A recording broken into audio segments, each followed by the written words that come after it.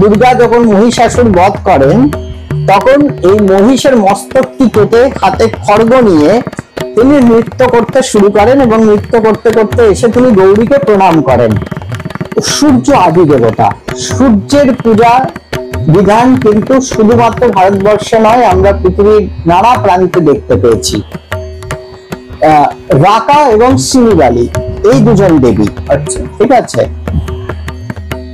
যদি দেখা যায় এই রাকা হচ্ছেন পূর্ণিমার দেবী এবং এই যে সিমিবালি তিনি হচ্ছেন অমাবস্যার দেবী। আচ্ছা, আবার স্কন্দ পুরাণেও যদি আমরা দেখি সেখানে দেখবো দুর্গা এবং গৌরী দুজনের পৃথক দেবী। আচ্ছা, নমস্কার।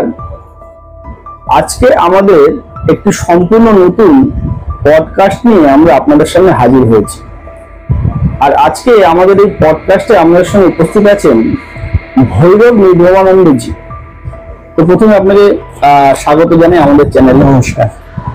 তো সুপ্রিয় দর্শক বন্ধুরা, আজকে আমরা যে বিষয়টি আপনাদের সামনে তুলে ধরতে যাচ্ছি সেইটি হলো হিন্দু ধর্ম এবং তার বিস্তার, অর্থাৎ বর্তমান হিন্দু ধর্মের বিস্তারও বলতে পারেন আপনারা। তো আমরা বিশেষ কথা বাড়াবো না, এখানে আমার বাক্যকে বিরাম দিয়ে আমি সরাসরি চলে যাব ভৈরব নির্ভবানন্দজির কাছে এবং তার কাছ থেকে সম্পূর্ণ বিষয়টি আমরা বুঝে নেওয়ার চেষ্টা করব। আচ্ছা, দেখুন, সব থেকে প্রথমে আমাদেরকে তো জানতে হবে যে এই হিন্দু শব্দটি কিন্তু বিদেশিদের দেওয়া, কারণ হিন্দু শব্দের সাথে আমাদের ধর্মের কোনো কানেকশন নেই। এটি একটি জিওগ্রাফিক্যাল লোকেশন আপনি বলতে পারেন। হিমালয় থেকে ইন্দু সাগর অব্দি বিস্তৃত যে ভূখণ্ড তাকে বিদেশিরা হিন্দু বলতো, সেখান থেকে হিন্দু বা হিন্দুস্তান এই কথাটি এসছে। আমাদের যে ধর্ম আজকে, যদিও যদি দেখা যায় তো ধর্মের প্রয়োজন আমাদের কোনোদিনই ছিল না। আচ্ছা, কারণ আমাদের দেশে যবে থেকে ইংরেজরা এসছে তবে থেকে এই ধর্ম কথাটি বা এই ধর্ম শব্দটির অর্থ বদলে গেছে। আমাদের দেশে ধর্ম শব্দের অর্থটি ছিল কর্তব্য বা দায়িত্ব, ঠিক আছে। সেইখান থেকে সেটি হঠাৎ করে বদলে গেল রিলিজিয়নে। আচ্ছা, আমাদের কাছে যেটি ছিল সেটি ছিল সংস্কৃতি, এবং আমরা আমাদের কাছে যা আছে সেটিকে বলি সনাতন সংস্কৃতি। কেন সংস্কৃতি বলি? কারণ এর প্রচুর রং আছে, এর মধ্যে প্রচুর সম্প্রদায় উপসম্প্রদায় প্রচুর ভাবধারা এর মধ্যে মিশে আছে। আচ্ছা, এটি কোনো একজন মানুষের ধর্ম না, বা একজন মুনির মতো এই ধর্ম চলছে না বা এই সংস্কৃতি চলছে না। আমাদের এখানে নানা মুনির নানা মত, এবং আমরা সমস্ত কিছুকেই সানন্দে গ্রহণ করে অ্যাডপ্ট করে, এমনকি শুধু আমাদের দেশে যা আছে সেইটুকু নয়, আমরা অতি প্রাচীন যে বিশ্বের যে সংস্কৃতি সেই সংস্কৃতিকেও কিন্তু আমরা ধারণ করে রেখেছি। সেটা আপনি ব্যাবিলন সভ্যতা বলুন বা ইজিপশিয়ান বলুন, গ্রিসের বলুন, ঠিক আছে। এত প্রাচীন সভ্যতা গুলোরও কিছু কিছু জিনিস আমরা কিন্তু নিজেদের মধ্যে গ্রহণ করে রেখেছি। ব্যাবিলন সভ্যতার কিছু জিনিসও আমাদের মধ্যে রয়েছে, একদমই আছে। কারণ আমরা যদি দেখি আমাদের ব্যাবিলন থেকেও আমাদের সুমেরীয় যে প্রাচীন সুমেরীয় ব্যাবিলন প্রান্ত থেকেও কিন্তু আমাদের দেশে প্রজাতি এসছে, এবং তারাও কিন্তু আমাদের এই সংস্কৃতির সাথে মিশে গেছে। সেটাও কিন্তু আমরা ইতিহাস ঘাটলে দেখতে পাবো। তো অতএব বহু প্রাচীন সভ্যতাকে আমরা ধারণ করেছি। একটি খুব ইম্পর্টেন্ট কথা আছে যেটি আমরা সবসময় বলি, যে যদি ভারতবর্ষ না থাকে বিশ্বে সংস্কৃতি থাকবে না। তার সবথেকে মূল কারণই হচ্ছে এটা, যে আমরা সেই অতি প্রাচীন সভ্যতা বা সংস্কৃতিগুলির ধরোহর হয়ে রয়েছি। আচ্ছা, এখানে বহু মত আছে, বহু মতভেদ আছে, বহু সংকীর্ণতা আছে, বহু অন্ধবিশ্বাস আছে, বহু এমন কার্যকলাপ আছে যার কোনো যুক্তি নেই, কিন্তু তাও এই যে ভারতবর্ষের মহামানবের মহাসাগরে এত ধরনের ভাবধারা এসে মিশেছে যা আমাদেরকে সমৃদ্ধ করেছে, এবং এটি মূল কারণ যে যেহেতু এখানে কোনো এক মুনির মত নেই, এখানে প্রত্যেকের নিজের ভাব দর্শন আছে, নিজস্ব চিন্তা আছে, নিজস্ব সত্য সন্ধানের বিভিন্ন আলাদা আলাদা রাস্তা আছে, তাই এই ধর্মকে কেউ চেয়েও কিন্তু আজ অব্দি নষ্ট করতে পারেনি। মানুষ মন্দির ভেঙেছে তো আমরা গৃহে পুজো শুরু করে দিয়েছি, তারা আমাদের বিগ্রহ ভেঙেছে, আমরা নিজেদের গৃহে বিগ্রহ বানিয়ে পুজো শুরু করে দিয়েছি। তারা বিগ্রহ নষ্ট করেছে, আমরা নদী, পাহাড়, জঙ্গল, বিভিন্ন বৃক্ষ তাদের পুজো শুরু করেছি। আমাদের যে প্রধান যে উদ্দেশ্যটি ছিল সেটি ছিল প্রকৃতির পুজো, এবং সেই প্রকৃতির মাধ্যমে সত্য সন্ধান করা, এবং যা আছে ব্রহ্মাণ্ডে তাই আছে এই দেহকাণ্ডে, এই যে সত্যটি, এই সত্যটি অনুসন্ধান করার নামই হচ্ছে সনাতন। তো এই যে ধর্ম বিবর্তন, এই ধর্ম বিবর্তনটা কিভাবে হলো আমাদের দেশে? দেখুন, সব থেকে প্রথমে আদি সভ্যতা অত প্রাচীন সময় না গিয়ে আমি শুরু করি প্রোটো অস্ট্রেলয়েডদের দিয়ে। এই যে প্রোটো অস্ট্রেলয়েড যে প্রজাতি, এটি ধারণা করা হয় যে এরা অস্ট্রেলিয়া থেকে আমাদের দেশে এসেছিলেন, এবং বলা যায় যে ভারতীয় যে সভ্যতা বা সংস্কৃতির আদি প্রবর্তক কিন্তু এরাই। আচ্ছা, ঠিক আছে। এবং এরা এটি সমাজ নির্মাণ বা কৃষি কার্য এইসব বিষয়ে কিন্তু এরা খুব নিপুণ ছিল। এবং এই যে প্রোটো অস্ট্রেলয়েড যারা, এদের প্রধান আরাধ্যই ছিলেন শক্তি। আচ্ছা, এরা ম্যাক্সিমামই আমরা দেখেছি যে মাতৃকাদের পুজো করতেন, এবং বিশিষ্ট পণ্ডিত বর্গের মতে এরাই ছিলেন শক্তি পূজার আদি প্রবর্তক ভারতবর্ষে। ওকে, এই যে প্রোটো অস্ট্রেলয়েড যারা, তারা ভারতের উত্তর পূর্ব থেকে আমাদের দেশে আসেন। আচ্ছা, ঠিক আছে, উত্তর পূর্ব প্রান্ত থেকে তারা ভারতে ঢোকেন, এবং তার পরবর্তী সময় আমরা দেখতে পাই যে আদি দ্রবিড় জাতি ভারতে আসছে। আচ্ছা, এবং এরা আসে উত্তর পশ্চিম থেকে। আবার কারুর কারুর মতে এরা দুজনেই একই সাথেই ভারতে প্রবেশ করে, মানে প্রোটো অস্ট্রেলয়েড এবং দ্রবিড় জাতি এরা দুজনেই একসাথে ভারতবর্ষে প্রবেশ করেছিল।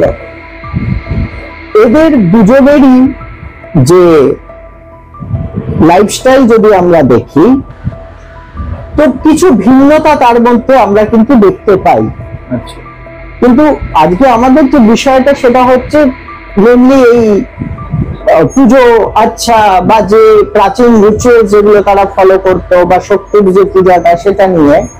তাহলে সেখানে আমরা বলবো যে আমরা দ্রবিড়দের মধ্যেও কিন্তু মাতৃ আরাধনা দেখতে পেয়েছি। আচ্ছা, যেমন প্রোটো অস্ট্রেলয়েডরা ছিল, এবং যাদেরকে আদি প্রবর্তক বলা হয়েছে, তারপরে দ্রবিড় জাতি আছে। ঠিক আছে, এরা পুরুষ দেবতাদেরও পুজো করতেন, আবার এরা স্ত্রী দেবতাদেরও পুজো করতেন। ঠিক আছে, যেমন প্রোটো অস্ট্রেলয়েডদের ম্যাক্সিমাম স্ত্রী দেবতা ছিল, দ্রবিড়দের কিন্তু পুরুষ দেবতাও ছিল। আচ্ছা, আমরা হরপ্পা মহেঞ্জোদারোর যে সভ্যতা, এটি বিশেষজ্ঞরা মনে করেন যে এই আদি দ্রবিড়দের দ্বারাই স্থাপিত হয়েছিল এই মহেঞ্জোদারোর, হরপ্পা মহেঞ্জোদারোর যে সভ্যতাটি। আচ্ছা, এ নিয়ে মতভেদ আছে নিশ্চয়ই, কিন্তু এটি অনুমান করা হয়। ঠিক আছে। আচ্ছা, স্বামী শঙ্করানন্দ, যিনি এই যে শিলগুলো পাওয়া গেছিল মহেঞ্জোদারোতে, তার পাঠোদ্ধার তিনি করেছেন বলে তিনি দাবি করেছিলেন, এবং সেখানে তিনি বলেছেন যে মহেঞ্জোদারো যে সভ্যতা, এটি আর্যরাই স্থাপিত করেছিল, এখানে দ্রাবিড়দের কোনো হাত ছিল না। কিন্তু সেটিও একটি আলোচনার বিষয়, আমি এতে যাব না, বিশ্লেষণে আমি যাব না। কিন্তু মহেঞ্জোদারোতেও আমরা এই দেবতাদের পূজার অনেক নিদর্শন আমরা কিন্তু পেয়েছি, দেবী পূজার নিদর্শন আমরা পেয়েছি। হ্যাঁ, এইখানে আরেকটি জিনিস হচ্ছে যে শঙ্করানন্দজি যেটি বলেছেন, কিন্তু সেখানে আমরা দেখছি যে বেশ কিছু নরকঙ্কাল উদ্ধার করা হয়েছে, পাওয়া গেছে মহেঞ্জোদারো সভ্যতায়, এবং সেগুলি বিভিন্ন প্রজাতির মানুষের নরকঙ্কাল। তার জন্য এটিও আমরা বলতে পারি যে মহেঞ্জোদারো সভ্যতা শুধু আর্যদের সভ্যতা ছিল না, সেখানে অন্যান্য যদি শঙ্করানন্দজি যেটা বলছেন, ঠিক আছে, আমি সেই তার মত দর্শন যা কিছু আছে, রায় যা কিছু উনি দিচ্ছেন সেটাকে খণ্ডন করছি না আমি, কিন্তু সেখানে যে অন্যান্য প্রজাতিও ছিল সেটিও কিন্তু তার থেকে পুষ্টি হচ্ছে এই কঙ্কালগুলোর থেকে, ঠিক আছে। কিন্তু হরপ্পা মহেঞ্জোদারো সভ্যতাতে দেবীর মূর্তি আদি পাওয়া গেছে, যেগুলি এটি স্পষ্ট করে যে সেখানে মাতৃ আরাধনা হতো। আচ্ছা, এবার এই যে বেদবাহ আর্য যারা ছিলেন এবং বহিরার্য, আচ্ছা, একজন যারা বেদপন্থী, একজন যারা বহিরার্য, ঠিক আছে। এবার এই যে যারা বেদবাহী আর্য যারা ছিলেন, এরা এই বহিরার্যদের অসুর বলে সম্বোধন করতেন। আচ্ছা, ঠিক আছে। এবং এই অসুর শব্দটি কিন্তু আমরা বেদেও দেখতে পাচ্ছি, ঠিক আছে। এবং বেদেও বেশ কিছু জায়গাতে আমরা দেখছি যে দেবতাদেরকেও কিন্তু অসুর বলে সম্বোধন করা হয়েছে। আমরা যদি দেখি শ্রী রমাপ্রসাদ চন্দ্র মহাশয় এক জায়গায় তিনি লিখছেন যে এই যে বেদবাহ্য যে আর্যরা ছিলেন, এরাই কিন্তু কৃষ্ণ বাসুদেব এদের পূজার প্রচলন করেছিলেন। আচ্ছা, ঠিক আছে। আচ্ছা, কিন্তু এই যে বেদপন্থী আর্য, এদের আদি প্রজাতি কি? এই বেদপন্থী আর্যদের যে আদি প্রজাতি, তাদেরকে বলা হতো আদি নর্ডিক, আদি নর্ডিক প্রজাতি, ঠিক আছে। এবং এরাই কিন্তু এই বেদ সংস্কৃতিটার যে বিস্তার সেটি আমাদের দেশে করেছিলেন। এই যে আদি দ্রবিড়ের কথা আমি বলছি, আপনি যেটা খুব আশ্চর্য হবেন, এই আদি দ্রবিড়রা কিন্তু এই আমাদের বাংলার থেকে শুরু করে, ঠিক আছে, এই সমস্ত যে উড়িষ্যা, আসাম, এই সমস্ত এলাকাতে কিন্তু এরা নিজেদের আধিপত্য বিস্তার করেছিল, ঠিক আছে। এবং এদের নিজস্ব কিছু সংস্কৃতি ছিল। আপনি যদি বেদ সংস্কৃতি তো বাংলায় যদি দেখা যায় সেইভাবে তো ঢোকেইনি সেই সময়, বেদ সংস্কৃতি অনেক পরে বাংলায় ঢুকেছে। তো তখন বাংলাতেও যদি আমরা দেখি যে বিভিন্ন জনগোষ্ঠী ছিল, তাদের বিভিন্ন রিচুয়ালস ছিল, ঠিক আছে, এবং টোটেম ছিল, ঠিক আছে। এবং দেখা যাচ্ছে যে এই টোটেম যে ধ্বজগুলির যে পুজো হতো, তার মধ্যে পশু আকৃতি অঙ্কিত করা থাকতো, এবং এই পরবর্তীকালে এই পশুরাই গিয়ে বিভিন্ন দেবী দেবতার বাহনের রূপ নিয়েছে। আচ্ছা, ঠিক আছে। এছাড়া বিভিন্ন ব্রত, যেমন একটু আগেই আমি বলছিলাম পুণ্যপুকুর ব্রত আছে, ইতু পুজো আছে, এইগুলো তো চলেইছে। এছাড়াও খুব মজার বিষয় হচ্ছে যে আমাদের বাংলায় বৈদিক যুগের আগের থেকে ষষ্ঠী, শীতলা, মনসা, বনদুর্গা এদের পূজা প্রচলিত ছিল, লক্ষ্মী, ঘট লক্ষ্মী, এদের পূজা প্রচলিত ছিল কিন্তু। এবং পরবর্তীকালে আমরা যদি দেখি এই দেবীরা সব পুরাণের অন্তর্ভুক্ত হয়ে গেছেন। তার মানে এই বৈদিক সভ্যতার যে মানুষরা, তারা কিন্তু সে মানে নিজের স্বার্থ সিদ্ধি করে দল বাড়ানোর উদ্দেশ্যেই হোক বা তাদের নিজেদের উদার মানসিকতার জন্যই হোক, তারা কিন্তু এই যে লৌকিক ধর্মগুলো ছিল, এই লৌকিক ধর্মগুলোকেও কিন্তু তারা নিজেদের যে মূল ধারার সাথে অন্তর্ভুক্ত করে নিয়েছেন। তার জন্য এই দেবীদের স্থান কিন্তু পুরাণে এসে গেছে। আপনি যদি দেখেন ব্রহ্ম বৈবর্ত পুরাণ যদি আমরা দেখি, ব্রহ্ম বৈবর্ত পুরাণে কিন্তু আমরা এই স্বাহা, স্বধা, দেবী ষষ্ঠী, দেবী মনসা, এনাদের কিন্তু আমরা বিবরণ পাচ্ছি। মানে পরবর্তীকালে এনারা সকলেই পুরাণের অন্তর্ভুক্ত হয়েছেন। স্কন্দ পুরাণে শীতলাকে আমরা পাচ্ছি, ঠিক আছে, এইভাবেই বিবর্তনগুলো চলে এসছে। আচ্ছা, এবার আরেকটি জাতির কথা না বলেই মানে এগিয়ে যেতে পারছি না, সেটা হচ্ছে কিরাত জাতি। কিরাত জাতি, ঠিক আছে, এই কিরাত জাতিও কিন্তু মঙ্গল জাতি ছিল, ঠিক আছে। এবং আমরা দেখেছি যে দেবীকে অনেক জায়গাতে কিরাতি বা কিরাতিনী বলে সম্বোধন করা হয়েছে, ঠিক আছে। আমাদের যে কামরূপ দেবীপীঠ আছে, ঠিক আছে, সেটিকে অ্যাকচুয়ালি যোগিনী পীঠও বলা হয়। এবং এই যে যোগিনী পীঠে যদি আমরা যোগিনী তন্ত্র দেখি, তাহলে সেখানকার যে পীঠ ধর্ম সেটাকে বলা হচ্ছে কৈরাতজ। আচ্ছা, ঠিক আছে, এই কৈরাতজ ধর্মটিকেও পরবর্তীকালে সনাতন ধর্মের সাথে ইনক্লুড করে নেওয়া হয়, মানে এটিকে অ্যাডপ্ট করে নেওয়া হয়, ঠিক আছে। এবং এই যে যারা বহিরার্য বা আর্যতর যারা ছিলেন, এই পূজা পাঠের যে প্রচলনটা, এটা কিন্তু তাদের হাত ধরেই শুরু হয়েছে। আচ্ছা, বেদপন্থী ঋষিমুনিদের হাত ধরে কিন্তু পুজো পাঠ শুরু হয়নি। যেরকম আমি বলছিলাম যে আদি কাল থেকেই কিন্তু এই পুজো পাঠের এই প্রচলনটা কিন্তু আছে, বেদ আসার আগেও আছে। বেদ আসার আগেও ছিল, একদমই আছে, ঠিক আছে। এবং এই যাগ যজ্ঞের যে ব্যাপারগুলো, সেগুলো আগে ছিল যদি আমরা দেখি। আচ্ছা, ঠিক আছে, হ্যাঁ, সেগুলো অনেক সংস্কারিত রূপে আমাদের কাছে এসছে, এইটুকু আমি বলতে পারি, ঠিক আছে। আমি সেই বিষয়ে আসছি পরে। এবং এই যে আমাদের পূজাতে যে বিভিন্ন যেমন আপনি ধরুন এই শিবের পুজো, বিষ্ণুর পুজো আদি, এগুলো কিন্তু বহিরার্যদের থেকেই বা যারা আর্যতর ছিল তাদের থেকেই এসছে। আচ্ছা, এই নারকোল, পান, সুপারি, কলা, হলুদ, সিঁদুর, এমনকি ধুতিও অব্দি আর্যতরদেরই কিন্তু দেন। আচ্ছা, ঠিক আছে, এগুলো আর্যতরদেরই দেন, যেগুলো আজও আমরা ব্যবহার করছি, ঠিক আছে। আচ্ছা, এবার যদি আমরা এই বেদপন্থীদের কথা বলি, তাহলে এই বেদপন্থীরা যেখানে নিবাস করতেন সেই জায়গাটাকে আমরা বলি সপ্তসিন্ধু।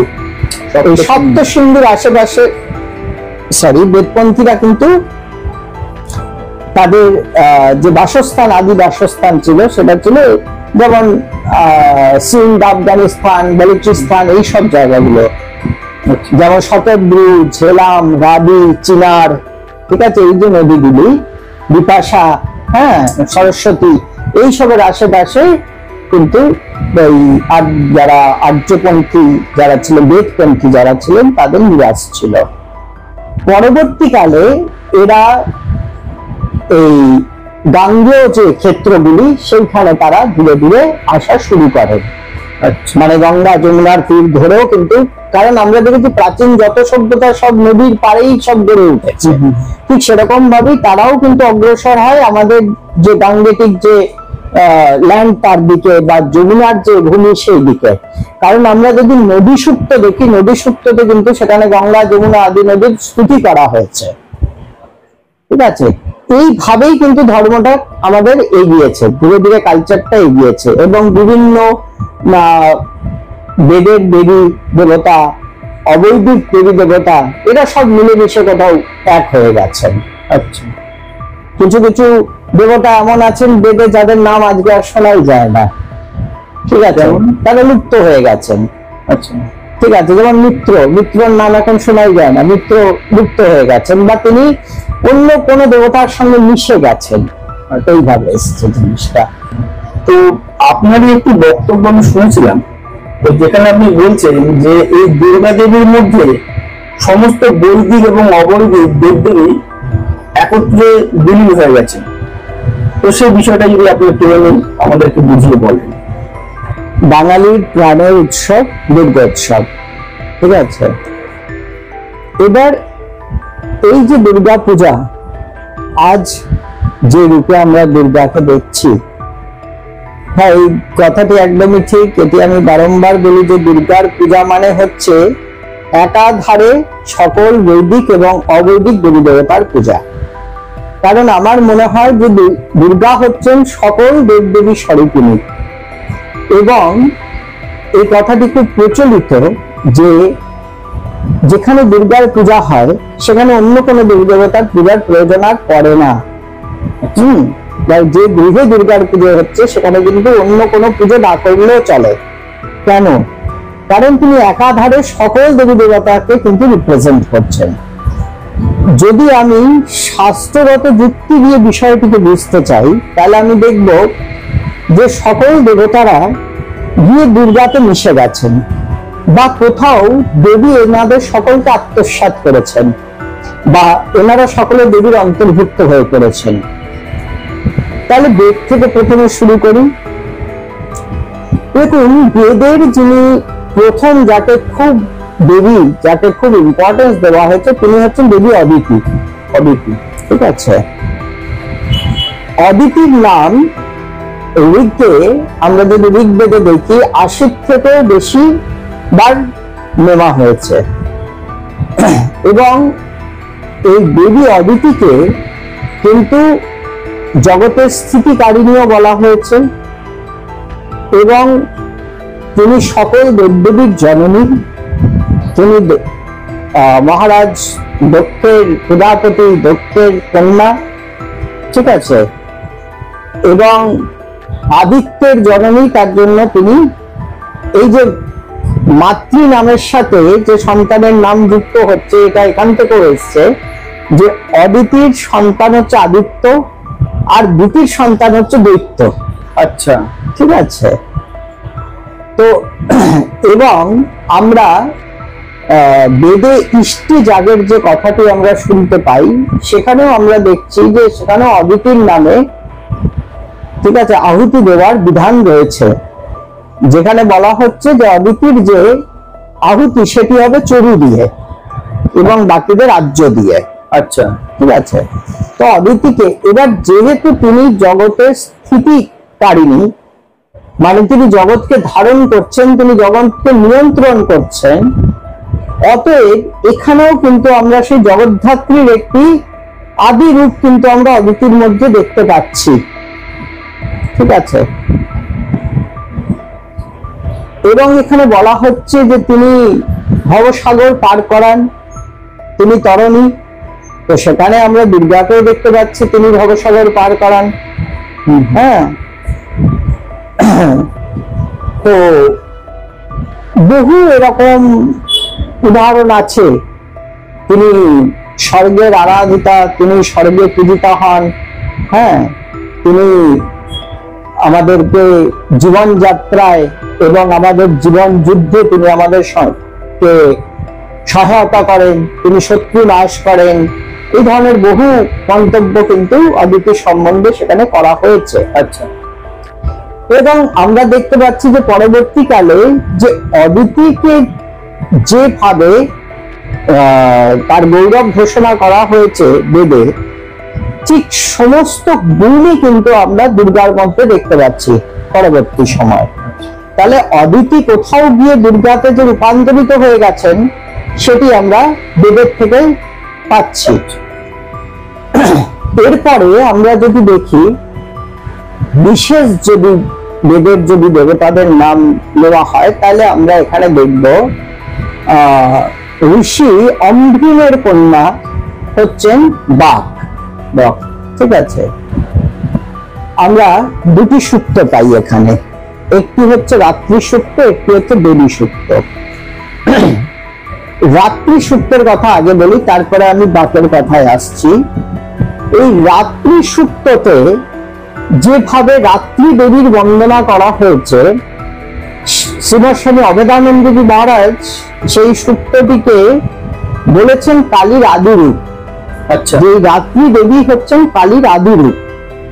ঠিক আছে, এইভাবে তিনি সেটিকে ব্যাখ্যা করেছেন। এবার যখন আমরা দেবী সূক্ততে আসছি, তখন এই যে বাক, তিনিও কিন্তু একজন মন্ত্রদ্রষ্টি বলা যায়। ঠিক আছে, যেমন মন্ত্রদ্রষ্টা ঋষি আছেন বেদে, তিনি একজন মন্ত্রদ্রষ্টি। এবং এই বাক এক সময় এই পরাশক্তিকে নিজের আত্মরূপ জ্ঞান করে, ঠিক আছে, তিনি নিজে পরম ব্রহ্মময়ী হয়ে ওঠেন। আচ্ছা। এবং তিনি নিজের মধ্যে সেই শক্তিটিকে অনুভব করেন এবং তিনি বলে ওঠেন, যেটি আমরা মহিষাসুর মর্দিনীতে শুনেছি, অহম রুদ্রে করে যে মন্ত্রটি আছে, এই মন্ত্রটি আমরা সেখানে শুনতে পাচ্ছি। এবং এখানেও যে দেবী সূক্ততে যা কিছু দেবীর যে বর্ণনা করা হয়েছে, আমি এতে এক্সপ্লেনেশনে বেশি যাব না, নাহলে সময় যেহেতু আমাদের কাছে সীমিত। আপনারা দেখবেন এই যে সূক্তটি, এর সমস্ত যে মন্ত্রের যে, যদি আমরা অনুবাদ করি এবং অনুবাদ করে যদি আমরা এই মন্ত্রটিকে বোঝার চেষ্টা করি, তাহলে আপনারা দেখবেন যে বর্তমান দুর্গার যে স্তুতি আরাধনা বা মার্কণ্ড মহাপুরাণে দেবীকে যেভাবে গৌরবান্বিত করা হয়েছে, এটি সম্পূর্ণ সেই দেবী সূক্তের সাথে মিশে যাচ্ছে।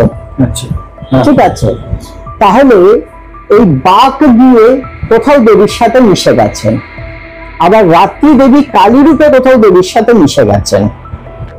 ঠিক আছে, আচ্ছা, এবার আসি আপনার বৈদিক সংস্কৃতিতে আরেকটি জিনিস ছিল, সেটি হচ্ছে যজ্ঞ, যাগযজ্ঞ। ঠিক আছে, এবার প্রত্যেক গৃহস্থের বাড়িতে যজ্ঞশালা থাকতো সেই সময়। আচ্ছা। এবং এই যজ্ঞের যে চতুষ্পদ যে দেবী, এই দেবীটিকে বলা হতো দক্ষতা নায়া। দক্ষতা না, ঠিক আছে, এবার দেখুন এই অদিতি কিন্তু দক্ষতা নায়া, যার বিবাহ হয়েছিল ঋষি কাশ্যপের সাথে, এবং সমস্ত দেবতাদের উৎপত্তি হয়েছে অদিতির থেকে। এবং যদি আমরা দেবীর কথা যদি বলি, তাহলেও আমরা দেখতে পাচ্ছি যে সমস্ত দেবী দেবতাদের উৎপত্তি কিন্তু দেবীর থেকেই হয়েছে। জগতের যে সৃষ্টি স্থিতি লয় যা কিছু আছে, তার কারণও স্বয়ং দেবী। তো অতএব এখানেও সেই অদিতি দেবীরই কথা আমি বলছি, যিনি গিয়ে পরবর্তীকালে মহাদেবীতে তিনি রূপান্তরিত হয়ে গেছেন। এই যে দক্ষতনয়া যজ্ঞবেদী, তার উপরে অগ্নি স্থাপন করা হতো এবং বৈদিক ঋষি মুনিরা এটি মানতেন যে অমাবস্যা হচ্ছে অগ্নি স্থাপনের প্রশস্ত সময়। আজকের ডেটে বৈদিক যে কার্যকলাপ যা কিছু আছে, সেগুলো অমাবস্যাতে না হলেও আমরা দেখেছি সেই যে অমাবস্যা তিথিটা, সেটি আমাদের যে স্মৃতি বা তন্ত্র কার্যের জন্য কিন্তু প্রশস্ত হয়ে দাঁড়িয়েছে। এবং কালী পূজাও হয় অমাবস্যায়। অতএব এই অমাবস্যার যে ইম্পর্টেন্সটা, সেটা কিন্তু সেই বৈদিক সময় থেকে আজও রয়ে গেছে। এবং এই যজ্ঞ বেদিতে যে অগ্নি স্থাপন করা হতো, সেই অগ্নিতে আদি যে হবনীয় যে মাংসাদি আছে, সেগুলোকে আহুতি দেওয়া হতো। ঠিক আছে, তাছাড়া আমরা দেখব এই অগ্নি আবার মৃতদেহ দাহ করছে। আবার এই অগ্নিতে যে পিতৃপুরুষ আদি আছে, তাদের নামেও কিন্তু আহুতি আদি দেওয়া হচ্ছে, দেবতাদের নামেও কিন্তু কবি দেওয়া হচ্ছে। ঠিক আছে, তো আমরা বেদে 3 ধরনের অগ্নির উল্লেখ পাই: আমাদ অগ্নি, প্রব্বাদ অগ্নি এবং যাগযজ্ঞ।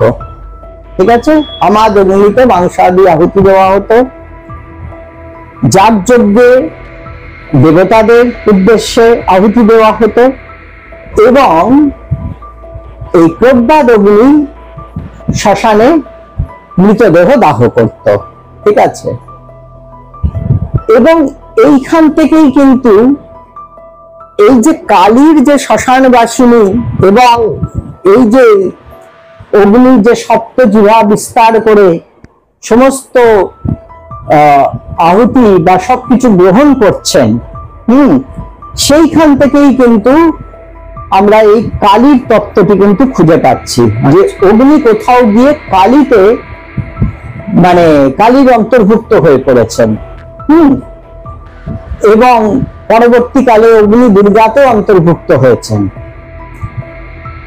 আমরা যদি দেখি এই অগ্নি তত্ত্বকে আরেকটি জায়গাতে খুব সুন্দর করে দেখা যায়, সেটি হচ্ছে যে ঋগ্বেদেই আমরা দেখি যে সূর্য এবং অগ্নিকে এক এবং অভিন্ন বলা হয়েছে।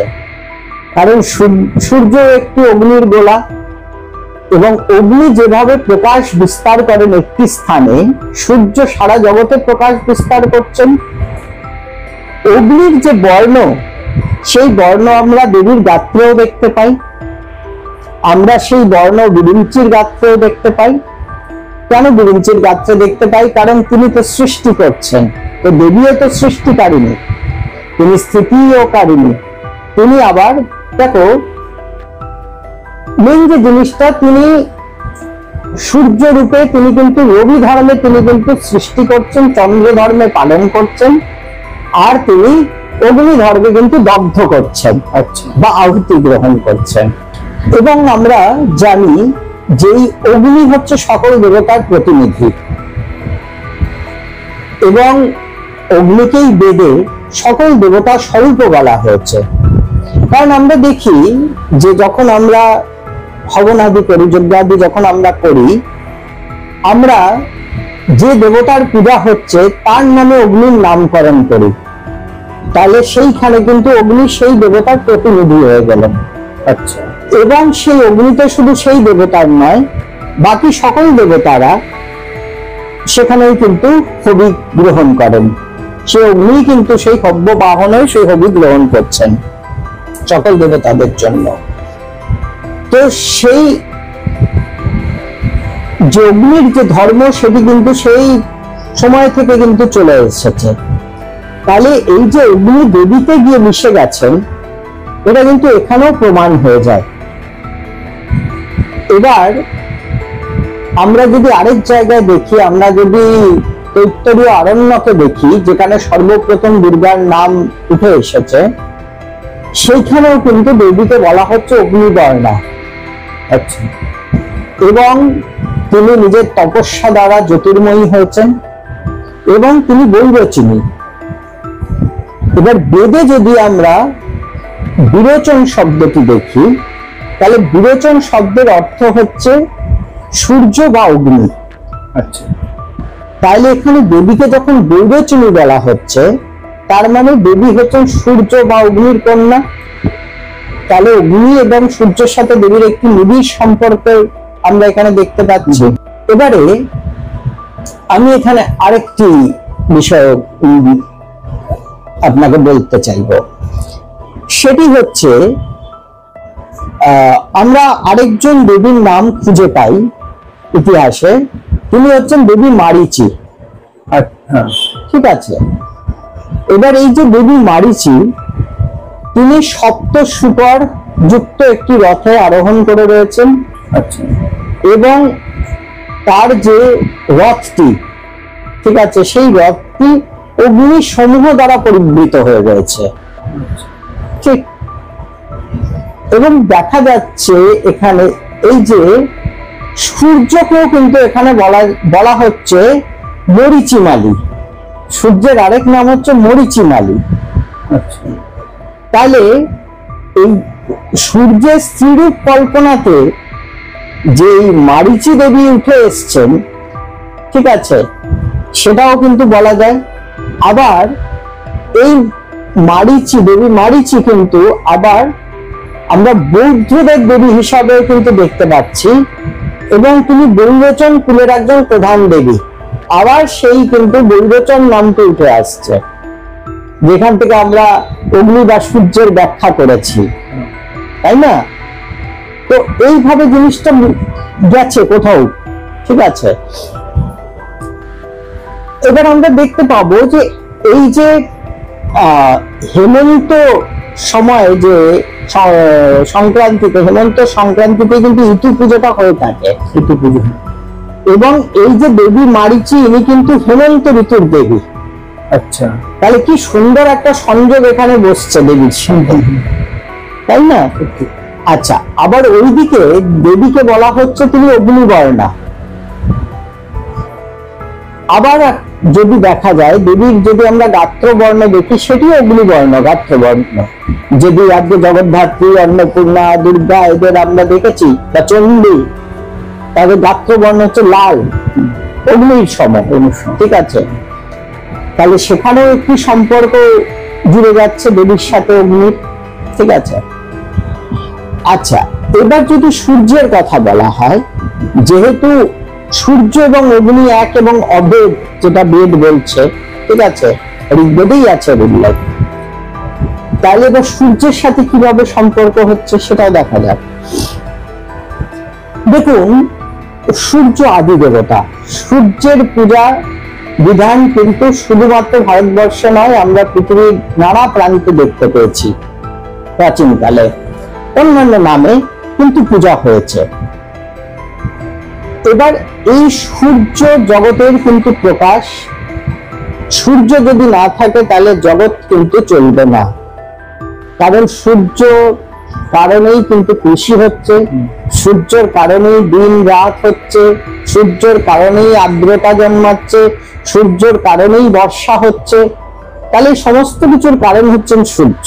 এবং এই যে আমরা জীবন ধারণ করেছি, এর পেছনেও কিন্তু প্রধান যে কারণ সেটি হচ্ছে সূর্য। চন্দ্র যদি আলোকিত হচ্ছে সেটি হচ্ছে সূর্যের কারণে। তাহলে এবং আরেকটি জিনিস, যখন আমরা দেবীর চক্ষুদান করছি তখন কিন্তু সেই দেবীর যে ত্রিনেত্র, সেই ত্রিনেত্রকে চন্দ্র, সূর্য এবং অনল মানে অগ্নি কল্পনা করা হচ্ছে। ঠিক আছে, মজার বিষয় হচ্ছে এখানে যে দুর্গাকেও কিন্তু আমরা কৃষির দেবতা বলে গণ্য করছি। আচ্ছা, ঠিক আছে, এরও উল্লেখ কিন্তু আমরা আমাদের শাস্ত্রে পাচ্ছি যে দুর্গাকেও কোথাও গিয়ে কৃষির দেবতা বলা হয়েছে। ঠিক আছে, তাহলে যখন দুর্গা কৃষির দেবতা এবং সব থেকে মূল যে এখানে দুর্গার সাথে সূর্যের একটি সিমিলারিটি আমরা খুঁজে পাচ্ছি, সেটি হচ্ছে দেবীকে তপ্ত কাঞ্চনা বর্ণাভা বলা হয়েছে। দেবীর মন্ত্রেই আছে, যদিও দেবীর মন্ত্রের দুটো ভার্সন আছে, যেখানে আমরা এক জায়গায় বলছি তিনি অতসী পুষ্প বর্ণাভা, আবার এক জায়গায় বলছি তিনি তপ্ত কাঞ্চনা বর্ণাভা। তাহলে যদি তিনি তপ্ত কাঞ্চনা বর্ণাভা হয়, তাহলে সেই সহস্রাংশু সূর্যের কথা আমাদের মনে করিয়ে দেয়। তপ্ত কাঞ্চন সহস্রাংশু সূর্যের কথাও সেখানে মনে করিয়ে দিচ্ছে। তাহলে এখানে দেবী এবং সূর্য কিন্তু এক হয়ে যাচ্ছেন। এবং সব থেকে মজার ব্যাপার হচ্ছে, আরেকটি মজার ব্যাপার, সেটা যে আজকের ডেটে দুর্গা পূজাতে যে এই যে নবপত্রিকার পূজা, বিল্ল বৃক্ষের পূজা, কলস পূজা বা যুগ পূজা, ঠিক আছে, এইগুলো কিন্তু সবকটি সূর্য পূজার স্মারক হিসাবে ব্যবহার করা হচ্ছে। আচ্ছা, দেবীর মহাস্নান যে অষ্টকলসের স্নান আদি আছে, এগুলোও কিন্তু সূর্য পূজাতেই ব্যবহার হতো। এবং প্রাচীনকালে, আজকের দিকে আমরা উত্তর ভারতের দিকে বা আমাদের এখানেও প্রচলিত আছে যে নবরাত্রির সময় কলস স্থাপন করে তার চারদিকে জব বিকিরণ করা হতো এবং সেখান থেকে গাছগুলো হতো। ঠিক আছে, যেটাকে নর্থ ইন্ডিয়াতে ক্ষেত্রী বলা হয়, ক্ষেত্রী বীজ না বলে এরা। এটিও কিন্তু একটি সূর্য পূজার স্মারক। আচ্ছা, যেটি দুর্গা পূজাতে আমরা ব্যবহার করছি। ঠিক আছে, এবং আমরা যদি রাত্রি সূক্ত দেখি, যেটি সম্বন্ধে আমরা কথা বলছিলাম, এই রাত্রি সূক্ততে বলা হচ্ছে যে রাত্রির যিনি বোন তিনি হচ্ছেন উষা। আচ্ছা, রাত্রির বোন হচ্ছেন উষা। আবার কোথাও গিয়ে আমরা যদি গায়ত্রী মন্ত্র দেখি, সেখানে সবিতা বলা হয়েছে। ঠিক আছে, তাহলে কোথাও গিয়ে প্রত্যেক দেবতারই একটি নারী রূপ কিন্তু বেরিয়ে আসছে এবং এনারা সকলেই দেবীর অন্তর্ভুক্ত হয়ে গেছেন। আচ্ছা, ঠিক আছে, অদিতি চলে গেলেন, দেবীর অন্তর্ভুক্ত হয়ে গেলেন, উষা, সবিতা, মারিচি এরাও দেবীর অন্তর্ভুক্ত হয়ে গেলেন।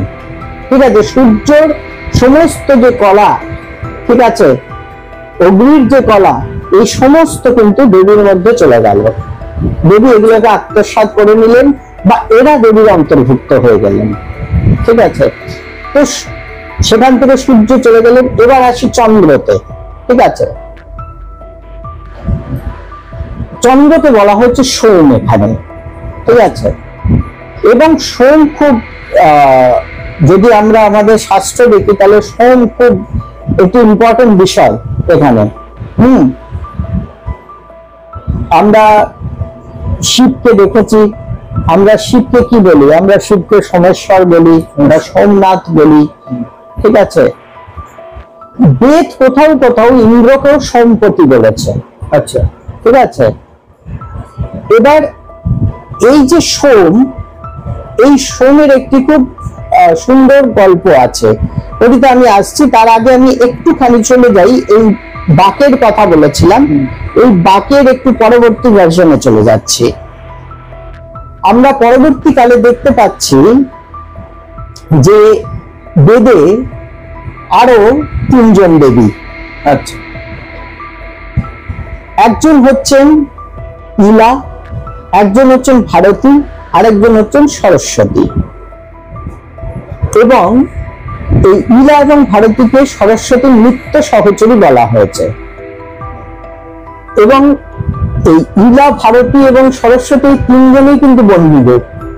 আচ্ছা, সেটিও দেখার বিষয়, এই 3 জনেই কিন্তু বন্ধুরূপ। আচ্ছা, সরস্বতী শব্দের অর্থ এইভাবে করা হয়েছে, বৈদিক যুগের কথা আমি বলছি। বৈদিক যুগে সর বা সরস মানে হচ্ছে জল, মানে যিনি জল ধারণ করেছেন তিনি সরস্বতী।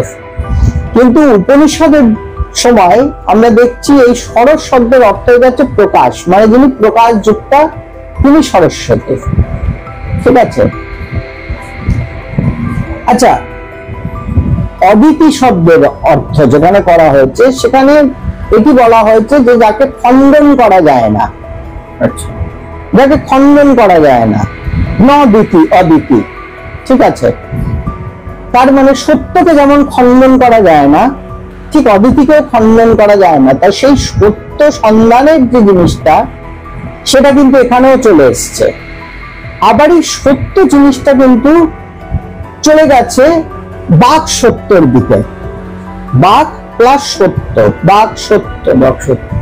এবং এই বাক সত্যের কথা যখন আসছে তখন এই সরস্বতীর সাথে লক্ষ্মীর কনসেপ্ট উঠে আসছে। আচ্ছা, ঠিক আছে।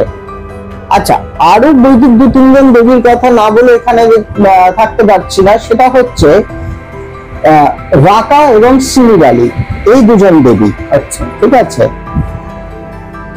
যদি দেখা যায় এই রাকা হচ্ছেন পূর্ণিমার দেবী এবং এই যে সিমিরালি তিনি হচ্ছেন অমাবস্যার দেবী। আচ্ছা, ঠিক আছে। এনে তার আরো বৈশিষ্ট্য আছে, কিন্তু আমি অত ভেঙে আমি আজকে বলছি না, কারণ যেহেতু সময়ের অভাব আছে।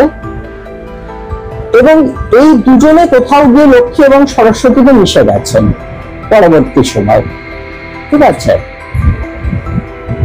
লক্ষ্মীর যদি আমি কথাটি বলি তাহলে লক্ষ্মী কিন্তু আমরা দেখবো বৈদিক দেবতা অ্যাকচুয়ালি নন, কারণ লক্ষ্মীর পূজা কিন্তু বৈদিক যুগের আগেও প্রচলিত ছিল। আমাদের বাংলাতে ঘট লক্ষ্মীর পুজো হতো। আচ্ছা, ঠিক আছে। এবং লক্ষ্মীকে সমৃদ্ধি, সুখ, শান্তি, কৃষি আদি সমস্ত কিছুর দেবী, প্রজননের দেবী হিসাবেও কিন্তু করা হয়েছে। ঠিক আছে। এবং শুধুমাত্র আমাদের এখানে না, বাংলার বাইরেও কিন্তু লক্ষ্মী পূজার বিধান ছিল। আচ্ছা, ঠিক আছে। অনেক পণ্ডিত মনে করেন যে লক্ষ্মীর আরেক নাম হচ্ছে তো পদ্মাবতী। এই যে পদ্ম ফুল, এই পদ্ম ফুলটি আর্যরা চিনত না। ঠিক আছে। এই ধরনেরও কিন্তু মত আছে, আর্যরা পদ্ম চিনত না। ঠিক আছে। এবং এটিও কিন্তু বলা হয়েছে যে অনার্যদের দিন। ঠিক আছে। আচ্ছা, এবং আমাদের বাংলাতে যেহেতু বহু প্রাচীন সময় থেকে লক্ষ্মীর পূজা হয়ে আসছে, সেহেতু কিন্তু এখানে পদ্মের ব্যবহার আদি সবকিছু হতো। কারণ বাংলার জমি উর্বর জমি, এখানে প্রচুর পদ্ম চাষ হয় আমরা জানি। তাহলে পদ্ম কিন্তু বরাবর আমাদের কাছে ছিল। ঠিক আছে। আচ্ছা, এবারে আরেকটা মজার বিষয় হচ্ছে যে আমরা লক্ষ্মীর সাথে শ্রী শব্দটি আমরা যোগ করি। শ্রী এবং লক্ষ্মী, হ্যাঁ, এক এবং অভেদ আমরা ভাবি, কিন্তু আদিকালে কিন্তু এটা ছিল না।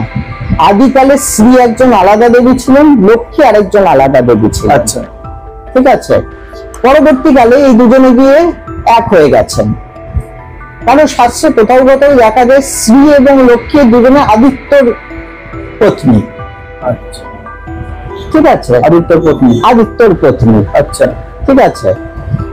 আচ্ছা, এবারে এই যে রাকা বা সিমিলালি এক সময় গিয়ে লক্ষ্মী বা সরস্বতীর অন্তর্ভুক্ত হয়ে গেছে, তার আরেকটি জীবন্ত প্রমাণ হচ্ছে কোজাগরীতে লক্ষ্মী পুজো এবং দীপান্বিতা অমাবস্যাতেও লক্ষ্মীর পুজো।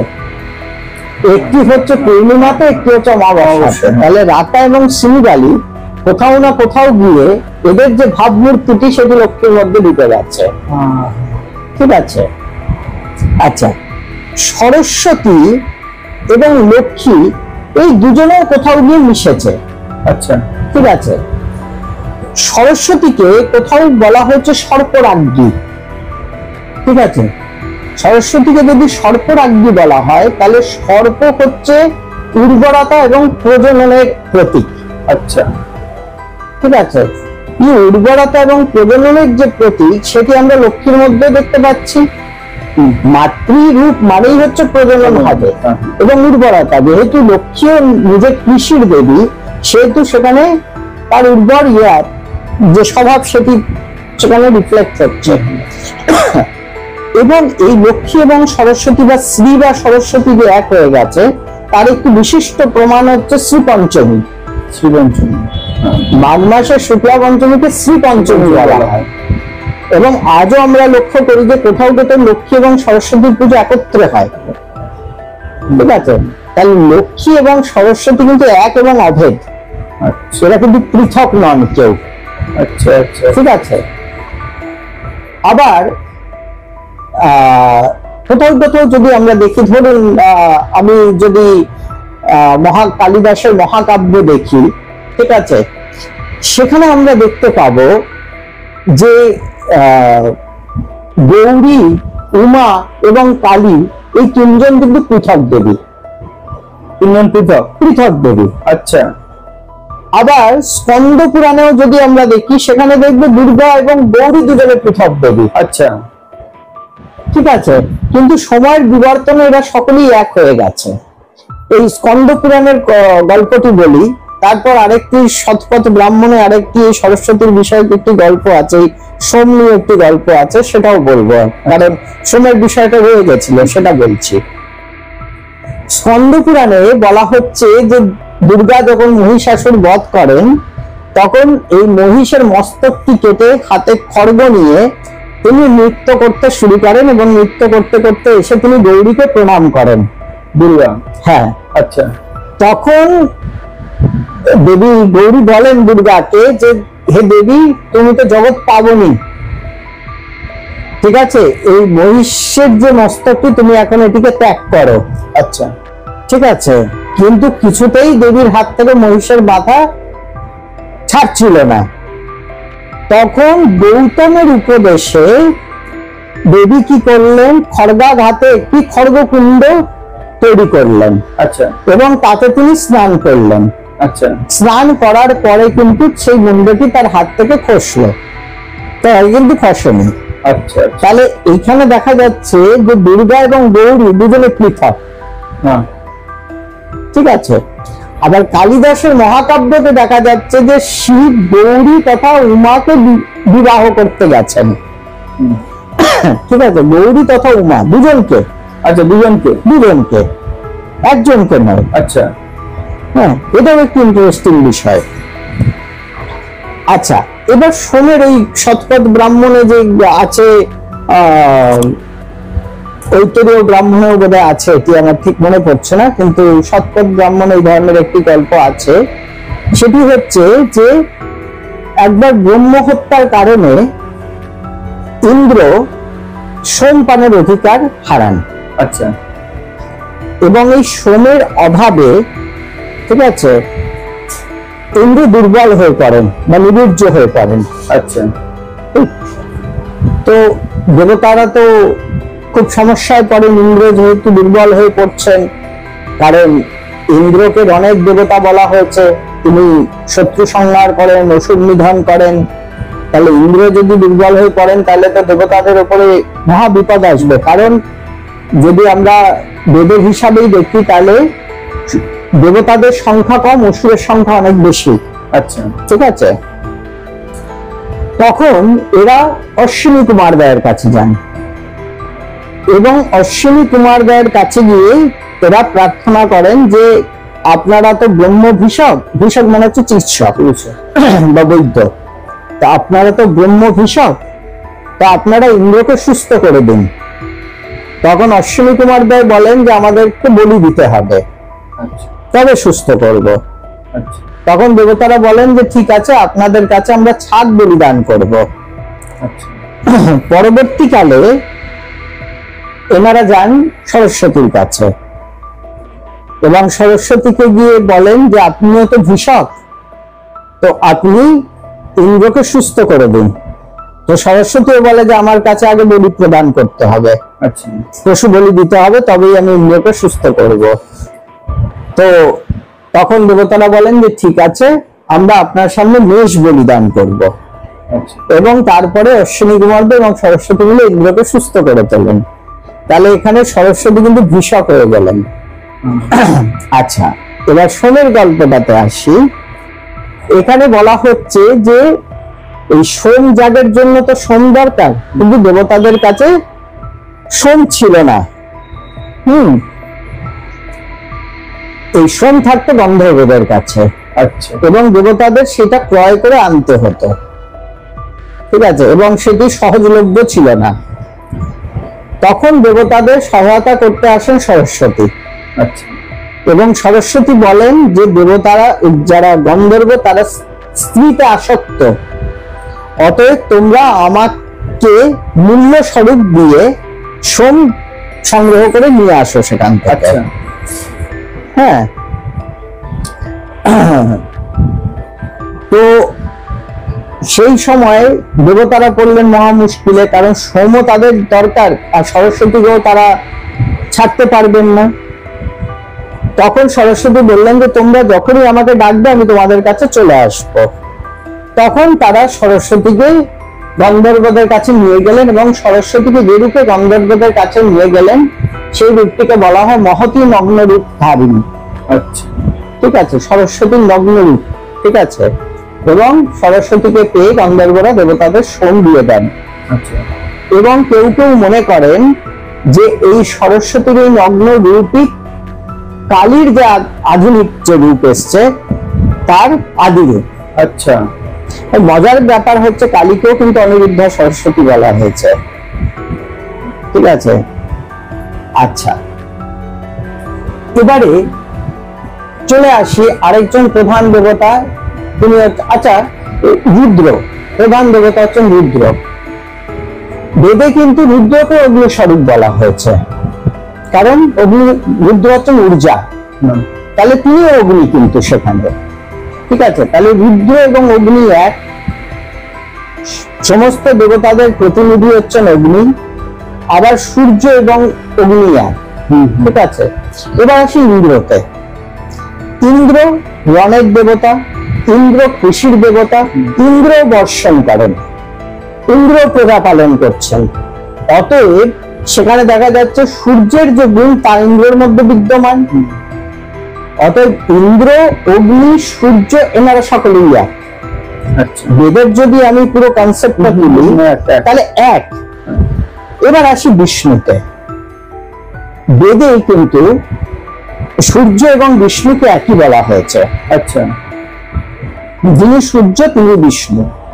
এবং আজকের ডেটে আমরা সূর্যকে নারায়ণই বলি না, সূর্য নারায়ণ বলে। নারায়ণ, ঠিক আছে। কিন্তু বায়ু পুরাণে যদি আমরা দেখি তাহলে আমরা দেখব যে শিব বিষ্ণুকে বলছেন যে তুমি নিজেকে প্রকৃতি আর আমাকে পুরুষ ভাববে। আচ্ছা, আমি তোমার শরীরের অর্ধভাগ এবং তুমি আমার শরীরের অর্ধভাগ। আমি অগ্নি বা সূর্য এবং তুমি সোম। আচ্ছা, আমি দিন এবং তুমি রাত্রি। তো যখন শিব বায়ু পুরাণে যখন বিষ্ণুকে বলছেন যে আমি হচ্ছি পুরুষ এবং তুমি হচ্ছে প্রকৃতি, ঠিক আছে, আমি দিন তুমি রাত, তাহলে সেখানে কি হচ্ছে, আমার শরীরের অর্ধভাগ তোমার শরীরের অর্ধভাগ, তার মানে সেখানেই কিন্তু বিষ্ণু হয়ে যাচ্ছেন শক্তি, শিবের শক্তি হয়ে যাচ্ছেন বিষ্ণু। তাহলে বিষ্ণু এবং শক্তি পৃথক নয়, বিষ্ণু এবং শক্তি এক। এবং শ্রী যোগেশচন্দ্র রায় বিদ্যানিধি মহাশয়ও কিন্তু এই একই কথা লিখেছেন। তিনি লিখছেন জগদম্বার পালনী শক্তির নাম হচ্ছে বিষ্ণু এবং সূর্যের মধ্যে সেই শক্তি আছে। তাহলে জগদম্বার পালনী শক্তির নাম যদি বিষ্ণু হয়, তাহলে বিষ্ণু স্বয়ং জগদম্বা, তাই না? এটি খুব ইন্টারেস্টিং জিনিস। এবার লোকে বলবে বিষ্ণু কি করে মেয়ে ছেলে হতে পারে? বিষ্ণু তো মেয়ে ছেলে হতে পারে না, কারণ সংস্কৃততে শক্তি শব্দই তো স্ত্রীবাচক। এখানে একটি জিনিস খুব ভালো করে বুঝতে হবে যে আমরা যখন শক্তির কথা বলছি, যদি আমরা দেখি তাহলে অগ্নির থেকে যদি অগ্নিত্বকে বাদ দিয়ে দেওয়া যায়, তাহলে অগ্নির মধ্যে দেবত্ব থাকে না। অগ্নির শক্তি কি? অগ্নির শক্তি হচ্ছে তার দাহিকা শক্তি, তার অগ্নিত্ব, ঠিক আছে? তাহলে প্রত্যেক দেবতাই হচ্ছে কিন্তু শক্তির রূপ। প্রত্যেক দেবতার মধ্যে কিছু শক্তি আছে বলে তারা দেবতা। যদি তারা শক্তিহীন নন, তাহলে তারা দেবতা নন। তাহলে অগ্নির অগ্নিত্ব বাদ দিয়ে দিলে তো অগ্নির মধ্যে আর পুজো করার মতো কিছুই নেই, তাই না? ঠিক সেরকম ভাবে যদি বিষ্ণুর পালনী শক্তিকে যদি বাদ দিয়ে দেওয়া যায়, পালন করার যে শক্তি ক্ষমতা বাদ দিয়ে দেওয়া যায়, তাহলে তো বিষ্ণুর মধ্যে কোনো শক্তি রইল না। সূর্যের যদি প্রকাশ দেওয়ার বা বর্ষণ করার ক্ষমতা না থাকে বা শক্তি না থাকে, তাহলে তিনি কি আর সূর্য থাকবেন? তিনি সূর্য তো থাকছেন না। তাহলে এই যে ঊর্জা বা শক্তি, এরূপ পুরুষও হতে পারে, এরূপ প্রকৃতিও হতে পারে। এবং সত্যি কথা বলতে যারা বেদপন্থী যারা ঋষি ছিলেন বা আমাদের তন্ত্রশাস্ত্র যা কিছু আছে, এখানে পুরুষ প্রকৃতি বলতে, এটি আমি বারংবার বলেছি, যেগুলি লিঙ্গবাচক শব্দ নয়, এগুলি দুটি আয়াম বা দুটি মাত্রাকে শো করে, মানে দুটো ডাইমেনশনকে শো করে। এবং এই পুরুষ প্রকৃতি মানে দুটো ডাইমেনশন যদি না থাকে, তাহলে ম্যানিফেস্টেশন সম্ভবই নয়, তাই না? তার জন্য এখানে ইনি বিবাদ করার কিছু নেই। আমরা ইন্দ্রেরও স্ত্রীরূপ দেখতে পাচ্ছি, আমরা কোথাও বেদে দেখতে পাচ্ছি যে ইন্দ্র শিবারূপ ধারণ করেছেন, এবং সেই শিবা বলি আজকে আমরা তন্ত্র পুজোতে দিয়ে থাকি। শিবা মানে শ্রীগাল, শ্রীগাল, ঠিক আছে, তার বলি আমরা দিয়ে থাকি, তাই না? কোথাও ইন্দ্র নারী রূপে ধারণ করেছেন। আবার সরস্বতীকে যদি দেখা যায়, তাহলে সরস্বতীও কোথাও গিয়ে সিংহ রূপ ধারণ করেছেন অতি ক্রোধে এসে। এবং আজ সরস্বতীর সাথে আরেকটা যদি আমরা এখানে তুলনা টানতে চাই দুর্গার, তাহলে আমরা দেখতে পাবো যে সরস্বতীও কিন্তু সিংহ বাহনাই ছিলেন, যেটি আজও বৌদ্ধ ধর্মে বিদ্যমান। শুধু আমাদের এখানে এখন হংস বাহন হয়ে গেছেন এবং বাকি জায়গাতে ময়ূর বাহন হয়ে গেছেন, ঠিক আছে? তাহলে এই প্রত্যেক দেবী দেবতা এক সময় গিয়ে আমরা যদি মার্কণ্ড মহাপুরাণ দেখি, তাহলে এই সকলেই কিন্তু এক জায়গাতে চলে এসছে। তারা সবাই গিয়ে কিন্তু দুর্গাতে মিলে গেছে।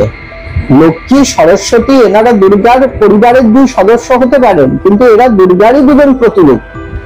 আচ্ছা, ঠিক আছে? তার সাথে গণেশ এবং কার্তিক, গণনায়ক তো থাকবেনই, গণাধিপতি, তিনি সকল গণের নায়ক, তিনি বুদ্ধি, সিদ্ধি, বুদ্ধি সবকিছু দিচ্ছেন।